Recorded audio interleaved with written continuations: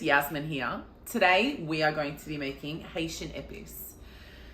Haiti is located in the western part of the Caribbean on the island of Hispaniola. On the western 1/3 of the island is Haiti, and its neighbor is the Dominican Republic. With approximately 11 million people, there will be variances and slight differences to the dishes that are prepared, and this is no exception with Haitian Epis.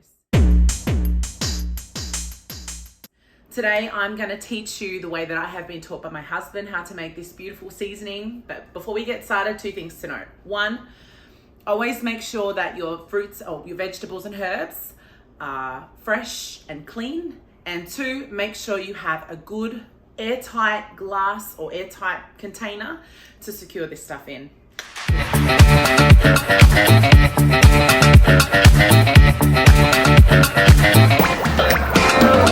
Okay, darling, so this is a rough picture of what it looks like just before it goes into your blender. So just a reminder, I've got my celery roughly chopped up, my green capsicum or green bell pepper, some spring onions, my brown onions, red capsicum, garlic cloves, habanero peppers with the stems removed. Now, caution, if you're not used to working with habaneros, wear gloves because these little buggers are very spicy, and rubbing your eyes or getting it in any of your mucus glands will not be a fun experience.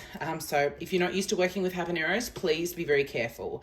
I've got my limes here because I'm going to squeeze them, some parsley and some thyme all just roughly torn up. It's all going to go into the blender with my vinegar and my bouillon cube. So all of this is going to go into the blender. I'm going to squeeze in the limes and I'm going to pour in a good swig of olive oil while it all blends in my food processor.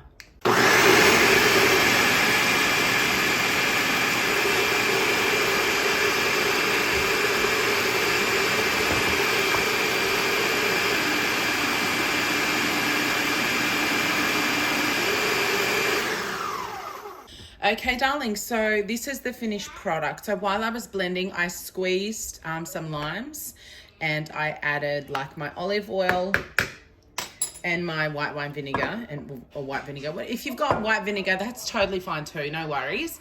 So this is the finished product here. It's a gorgeous green paste. So this is Haitian Epis. It should look something like this. A really good consistency in your food processor. Really nice and thick. It's beautiful, it's fragrant, and it has a nice touch of spice in it from the habaneros too.